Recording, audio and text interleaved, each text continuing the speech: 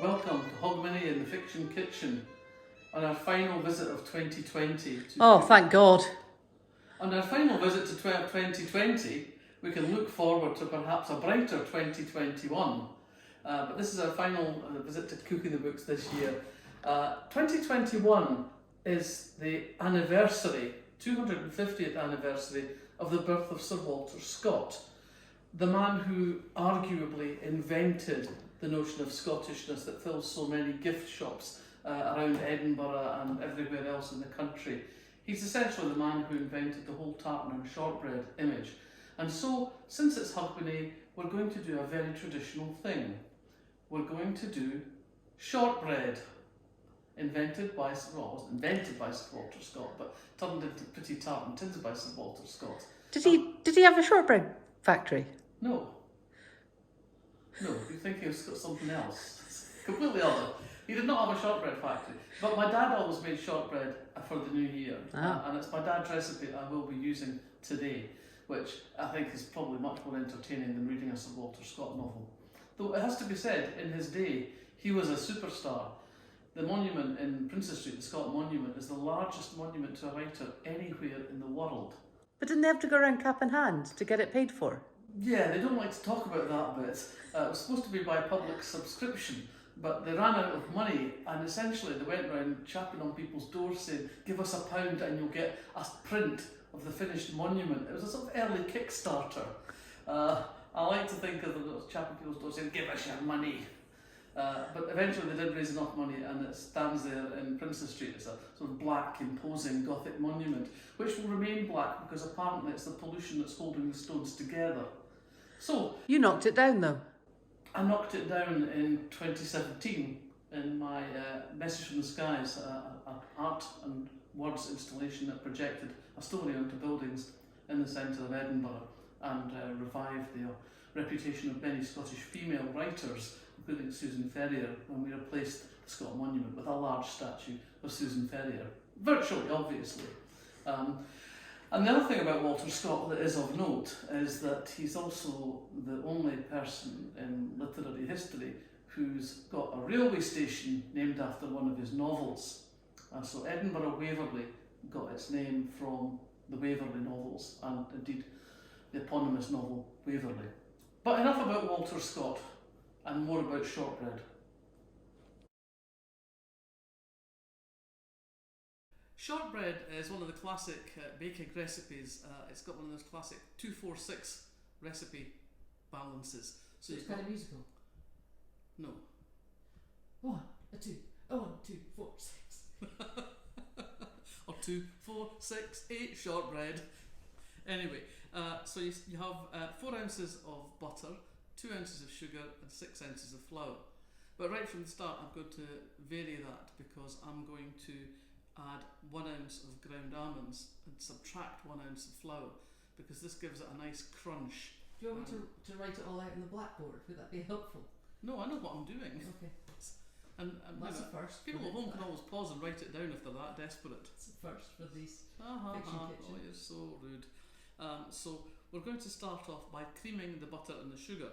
And I should say, to start with the ingredients in this one, you might see an odd selection of ingredients on the bench here. So we have got butter, which is not odd. It's just like butter. But instead of using sugar, I'm using xylitol, which is a fake sugar. And if you're diabetic, as I am, then this is a sugar that makes your baking sweet, but it doesn't impact on your blood sugar. It's a sugar alcohol, isn't it? It is a sugar alcohol. Some sugar alcohols can have a very unfortunate effect on you in the lower department, but xylitol is not one of them. And in fact, xylitol is very good for your teeth. In Finland, they actually give it to small children to make their teeth strong and amazing. I don't think it's that. I think they give it to them after meals to stop them getting decay. Oh, okay. Thank you for our scientific expert over there. I'm using a gluten-free flour here because I have a mild wheat intolerance, which can be quite unfortunate sometimes. But the steps that have been made forward in gluten-free technology in the last few years have been amazing. And I anticipate that this will have no significant impact on the finished product. It might do. And as we've commented before, the fact that you are intolerant to wheat should not be surprising. Well, it was nice to narrow it down. So I'm going to start What else off. do you have? You got other things. Oh, Show us well, other I'm things. going to make an assortment of shortbreads. An Just- assortment of shortbreads. Assortment of shortbreads. An A assortment of shortbread. Well, This is a short shortbread hour. I'm going to make some plain shortbread. I'm also going to add some chocolate chips to some of them, and I'm going to make some ginger shortbread as well. Now I have here a carton of shaved ginger shavings in syrup. Now, for those of you who live in Edinburgh, you can get this in the Broughton Street health food shop. If you live elsewhere, you might have to shave your own ginger. You could just use crystallised ginger, couldn't you? Well, it would make it a bit sweet, I think, make it a bit sickly. I would recommend getting some stem ginger in syrup and taking the bits of stem ginger out and slicing them up and putting them in the shortbread mix. But Now, is this not- something your dad would have done? No, my dad was a purist. My Yeah. dad would not have added anything to his shortbread apart from flour, ground almonds, butter and sugar. So this is kind of like Hamish's hipster shortbread. Well, it's not really hipster, it's just giving it a wee bit of variety. Well, you were talking before about putting lavender and basil and things in a bit. Well, that's not Well, hipster. I've done all sorts You're of going to be doing matcha. I've done basil shortbread, I've done rosemary shortbread, which is also very delicious. In years gone past, I used to live in Northumberland, and I lived in a village where the villagers constructed their own Christmas lights and erected them on buildings around the village every year. And my contribution to this, not being particularly inclined to climb up ladders with Christmas lights, was to make shortbread for the lights team. So the weekend before, beginning of December, I would make massive batches of shortbread and wander around the village dispensing shortbread from a tin, like the ghost of Walter Scott passed. Did you wear a kilt? No, I did not wear a kilt, but I may have worn a tartan scarf. Right. And so presumably this afternoon we're going to be doing this. Walking around Edinburgh in tartan, giving out shortbread to worthy people. I think possibly not, because it's just been snowing. If you could turn the camera, it's been snowing here in Edinburgh, Not very much. It Not doesn't very much. doesn't look very snowy. and so I don't really want to go out in the snow because all things being equal, I will skate on the snow and have an unfortunate incident, Yes, that's true. and I don't want to have an unfortunate incident Not this again. close to Hogmanay. Hogmanay, by the way, for those of you who are not Scottish, is New Year's Eve. It's a time we celebrate in Scotland, being Scottish and being New Scottish as well. It's a welcoming time. People who have chosen to make their life here and throw their lot in with us can celebrate the coming of the new year. God knows we all need the coming of the new year this year. So, here we are, ready to roll. Where does it come from? What? Hogmanay. Scotland? No, but is it Gaelic? I don't know. I imagine it probably is. It's either Lowlands or Gaelic, one or the other. I don't know. I didn't check the etymology because I didn't know I was going to be put on the spot in the middle of a recording. But Sort of like you. that's how it goes. I don't always know absolutely everything. Yeah. So we're Here's going to the start. revelation, folks. Going to start with the butter. Okay, I'm going to have to move things because you basically put up a wall. I've got this set to ounces, and we're going to have. What did I say? 4 ounces. You said 246. Yeah, 4 ounces of butter. What's that for anyone born in the last 50 years? I haven't got a clue. That's 2 ounces. But an ounce is 28 grams, so you can do the sums yourself if you care that much. You say 4 ounces of butter, Yes. 125 grams. Actually, I did know that somehow. It's not quite accurate though, because Well, it is because you 8 adjust ounces- all the. 8 you adjust ounces is all- half a pound, isn't it? No, No, it's quarter not. of a pound. And added to the butter, I'm Okay, going I'm to just add getting confused now. 2 ounces of the xylitol,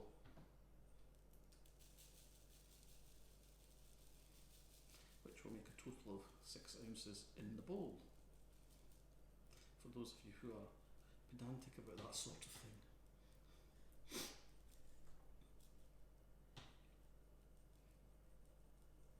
There we go. I'm also going to add a wee pinch of salt, because experience has taught us that when you're using the fake sugars, a wee bit of salt somehow seems to intensify the sweetness. No, it's the opposite. What? It stops its tasting artificially sweet. There you go. See, I don't know why I'm here, to be honest. Well, my attempt at baking this week wasn't something to be recorded. No, actually, I could probably destroy your reputation forever by showing people what you produced in the baking department. Now, and a wee spoon of some sort. So here we go. This is going to go in here, into the KitchenAid. There's no chopping today, is there? No, there's no chopping today. This Well, is I might chop some ginger just for the hell of it. okay, just so I can speed you up. Yes, because I know there are people all over the country, All over the world. all over the world, looking forward to my chopping skills. And while we're talking about all over the world, I'd just like to say a quick welcome to the McIlvanys and Sonia and Charlotte in New Zealand, as well as all the Leslies, and to our friends in Iceland. To our friends in Iceland, the Sigurdardottirs, Yrsa and Lilia, who are not related. Well, they are related. Everyone in Iceland's related. Well, indeed, everyone in Iceland's related. And we have Lorraine in America. We have various friends in all over the world, really. And I know that lots of you are watching from other places. And some people have been disgusted by the pigs and blankets. Poor Linda, I think, was quite put off for Christmas dinner. Well, I'm sorry, we did warn vegetarians and vegans that it might be disturbing. So, I'm now going to switch on the KitchenAid and I'm going to beat together the butter and the sugar. Talk amongst yourselves.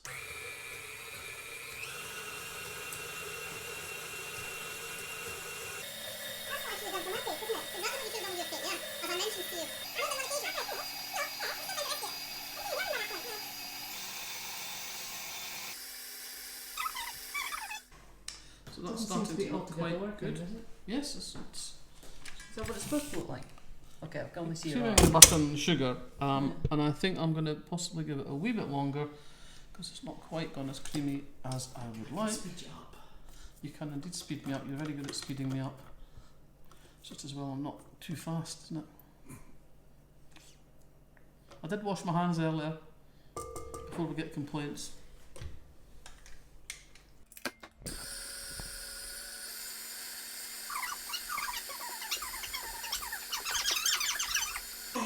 No, I want to speed you up. I don't want to burrow.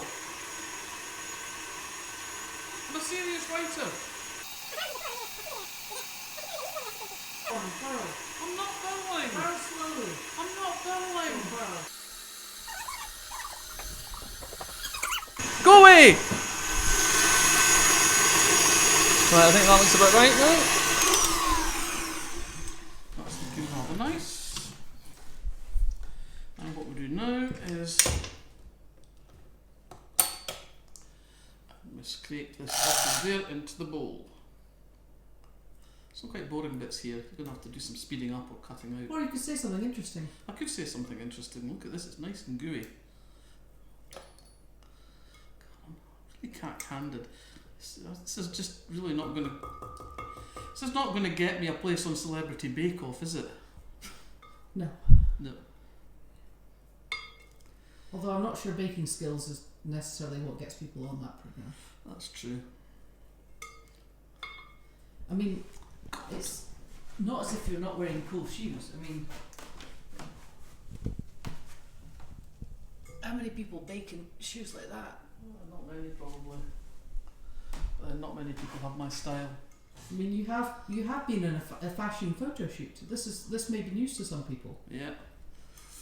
Some years ago, I was in a photo shoot for the Gentlewoman magazine, who had heard of my penchant for t-shirts and asked me to photograph a couple of dozen of my t-shirts and send the photographs to them so they could decide which ones they wanted for the photo shoot. So they chose, I think, a dozen, and I sent them, packaged them up and sent them off to London, and they were there waiting for me when I arrived in London to the photo shoot, because of course it's a well-known fact that you can only have photo shoots in London. And I went off down to London, and to my astonishment they'd ironed my t-shirts. I don't think my t-shirts had ever been ironed since the day they came from the shop. No. Well, why would you iron a t-shirt? Exactly, but they did, and they looked lovely, and it was very nice. And you had to do all those kind of poses. I had to do all this sort of stupid poses, like, you know, It was the one with you wearing just your t-shirt and your black, not just your not t-shirt, just my t-shirt. t-shirt and black leather gloves. Yes, that was That quite was dramatic. a little bit disturbing. It was quite dramatic. Wasn't that the one that said in Malaysia, I'm a badass? I'm a badass, yes. I think you're a badass pretty much anywhere, but Well, yeah. that was after you put down a Twitter troll, wasn't it? Yes. And the Malaysian edition of Elle magazine made me the badass of the week, or the month, whatever it was. So that was quite nice. So now I'm going to add Do you need the flour. Do you want me to ask? And in the meantime, I'm going to wash my hands because they're all buttery. Now we're going to add what you might call the dry goods, as it were. I'm going to add the flour. And first I'm going to add an ounce of ground almonds, Why's that? because it gives it a bit more crisp, makes it more short, and it's just nice.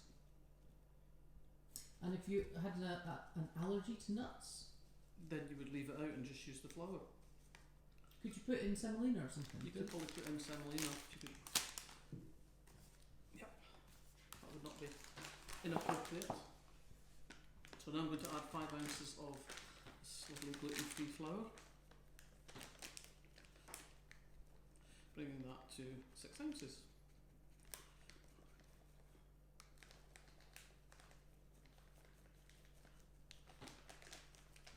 It's palsied shaking. I'm not doing it very delicately. There we go. Again, do you think anyone's expecting delicacy? No, not really. Okay, so take this off of here, move that to one side. Can't believe we've got one of them. I We've thought got it was one just. of I them. thought it was just for show. No. But we don't do a lot of baking. No, We do a lot of cooking, but not a lot of baking. That's right. And cooking and baking are different skills. Well, I think I demonstrated that this You week. certainly did demonstrate that this week. I think one of the essential things, baking is much more allied to science, if you like. It's much more allied to chemistry. You have to get the measurements right in baking, otherwise it just doesn't work. Whereas with cooking, you can be much more experimental and alter the balance of ingredients, the ratio of the ingredients one to the other, and you can just add things because you think they'll work together. You tell me I can't add any more things. Well, that's because you put 17 ingredients in a fried egg, which I think is sometimes a little excessive. You're exaggerating. Not much. Tell people what you had today with your fried egg. Bacon, And guacamole, hot sauce. and That was it. there was a wrap as well, was there not? Well, yes. That was very tame for you. Okay, what did you put in your porridge this morning? Just the usual sort of thing. Oats being a minority ingredient? No, not necessarily. Anybody who's interested in porridge needs to check out our very first adventure in the Fiction Kitchen, Hamish's Hipster Porridge. Okay, so now I need to get in about it. Now I've done the first sort of mixing thing. There's a wee bit of butter on the blue bowl. You don't want to miss that because, butter. Okay, so I'm going to take this in my hand and mix it together. You're going to get. I'm not a child. And you're like a Cuba slider. For our non-Scottish audiences, a Cuba slider is a cow with an ice cream wafer. Do you know what an ice cream wafer is outside Scotland? Do you know what a wafer is? You know, 2 wafers with the ice cream in the middle. Why would a cow have a wafer? Who wouldn't choose to have an ice cream wafer on a hot day? Well, I'd have a double nougat. Nugget. Damn, I thought I got that right. Jo is from Perth. She's very proper. The rest of Scotland calls nougat nugget, but Jo calls it nougat like she's a French person. I now understand why I got the looks at the ice cream van when I was wee. So I'm just working this together into a nice dough that kind of holds its shape. I want an ice cream there. What? I want an ice cream there. As you can see, it's coming together in a nice dough, as I say, that's kind of holding its shape together.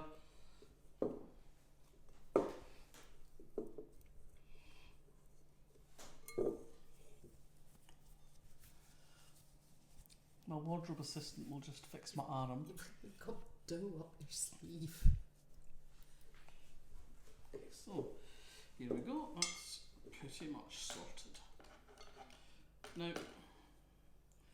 you can roll this out and cut it into shortbread fingers if you're so inclined, but because I'm basically fundamentally, as you've probably noticed by now if you've been watching this series, fundamentally quite lazy and seeking to do things in a straightforward way, I'm going to roll them into cylinders and put them in the fridge to chill, and then I'm going to cut them into individual shortbread discs. So, I'm now going to divide this dough into 3.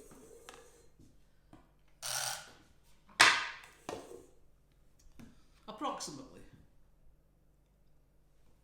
A little bit of third. There. And there. No, the middle one's much bigger. Right. It looks like you're about to do a magic trick now. Just a magic trick. Can you juggle? No, don't try.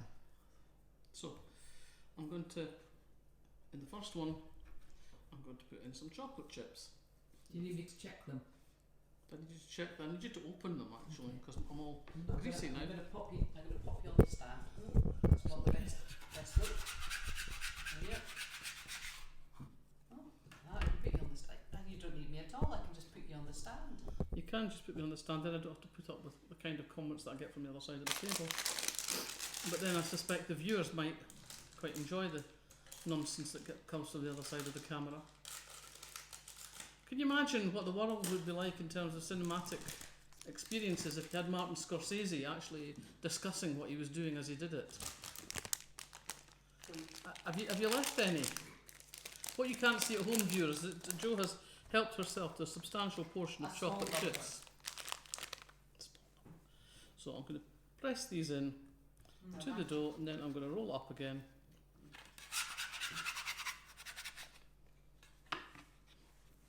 Quite a lot of chocolate chips in there. We like our chocolate in this house. So I'm going to say roll that into, take a wee bit of flour to make it slightly easier to shape on the outside. But we've not been cutting fish or anything on that board. No. All I've done with the board in recent time has been to oil it. So that's one lot. Now this one's going to be the plain one, so that's going to be really easy. I just have to roll that into a cylinder, like so. And now we've got our, it's a bit thin actually.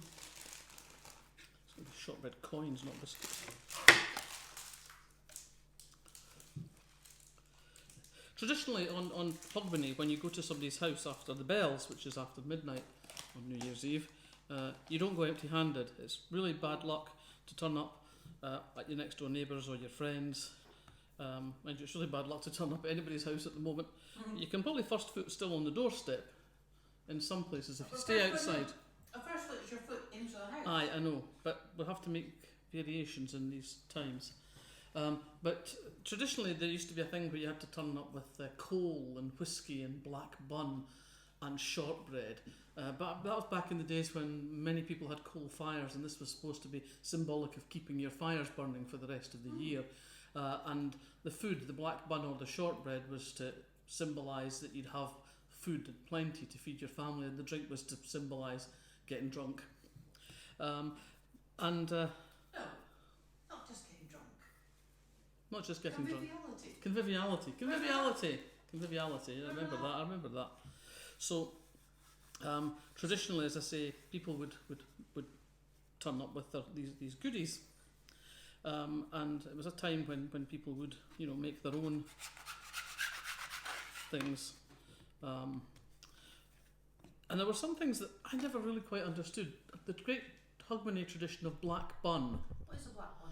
Well, black bun has a centre filling. It's a bit like a giant Eccles cake. It's a sort of currants and some raisins, and I always remember it being, because currants can be quite crunchy with little sort of seeds and that in them, so that was sort of mangled up as a mixture, a sort of like a not very nice mincemeat. Okay. wrapped in a thin pastry You're not shell.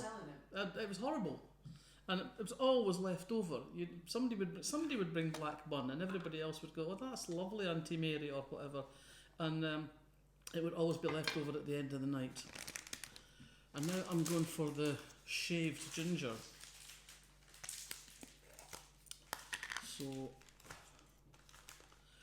I'm going to put That's very sticky.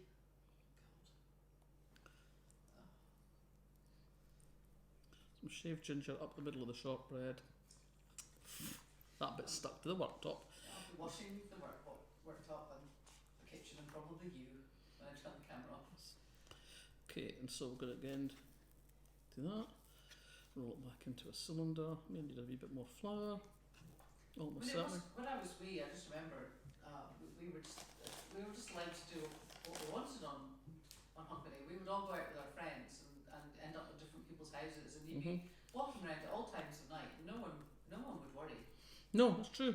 I mean, we used to in Crotody, where I grew up. Sorry, stray piece of ginger there. There used to be a gathering in the town square at midnight on Hogmanay.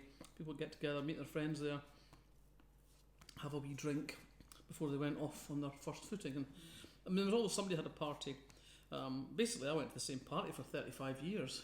Not the same. It wasn't a 35-year party. I went to. We turn up every year. Sorry, that would be with Joyce. Yes. And the Thursday club. She knows how to pour a small dram. Oh yes. No, actually, she doesn't know how to pour a small dram. Joyce has never poured a small dram in all her days. It was Joyce who first introduced my son to drink, and she gave him a very generous lager shandy many years ago now. What, when he was 6? Not quite 6, but probably 7. So, that's my 3 cylinders. And what I'm going to do now is wrap them in cling film and put them in the fridge. For how long? Probably for about an hour. Okay. So they've chilled down. You can see something else. No. Okay. So, here we have these rolls of shortbread which have been sitting in the fridge. They're now quite hard, which means it's quite easy, much easier to cut them into the desired shapes. And what will the desired shapes be? Bagpipes? No, just Golf like clubs? circles. Thistles? Circles. You can obviously make them your own desired thicknesses, but that's about the right sort of size, I think. If you like a decent size bit of shortbread. So There is a recurring theme.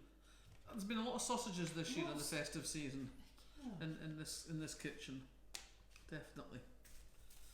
I'm sure Freud would have something to say about it. Freud had something to say about all sorts of things, much of it nonsense. Thankfully Freud isn't around to watch our cooking videos. Can you imagine? Do you think he might consider there's some penis envy going on? Is that alright? That tastes Chocolate nice? chips haven't gone quite so readily as planned, but there you go. Oh yeah. I'll have that You'll one. be having that one, yeah. Thank you. Yep. And here we go with. And now these aren't going to spread out and all merge into one big piece of shortbread. No. You say that with such confidence. Yeah, It's like because you've done this before. I have done this before. Oh, now, the ginger one. So say you can put all sorts of things in with your shortbread. I've done with lots of herbs and done it with lavender, with rosemary. Lavender, you got to be careful. Lavender can end up tasting like soap. Yeah, but you just put a wee bit in. And basil. Basil's very good in shortbread. Yes, and had you not bought Thai basil by mistake, we would have been doing basil. Absolutely. So I'm now going to heat up the oven and put these in the oven. My mum would not approve of these, by the way. Why would your mum not approve of I these? think it's a bit like porridge. I think you've got to just do it like, traditional. What, no comeback? I'm just stricken with sadness. Is that sadness? That's sadness. Okay, the oven is hot. It's time to introduce the shortbread to the oven. Shortbread, meet the oven. I'm putting them in at 180 for 15 minutes. I may have missed you there. Sorry. Because you have to press start once you open it. You didn't tell me that before. No, I thought you'd used the oven before. I've barely ever used this oven. I Right. usually use the Aga. Okay.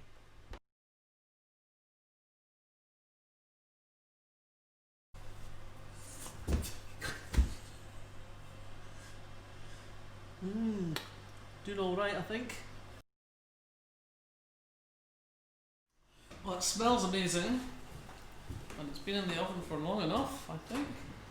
How long? It was in for a wee bit longer than you said, I think. I think I gave it slightly longer, yeah, because I looked and it wasn't quite as brown as I'd like, and It's one or about two of 20 them got minutes. smashed up with the oven glove. That was my fault. No. They're very short, aren't they? Oh They're my very goodness. short. Maybe you need to wait. Oh, with that fake sugar, you need to wait for things to cool. Yeah, I'm going to wait You for need them to to cool. press stop on the oven there. I am going to wait for them to cool because they're ridiculously hot.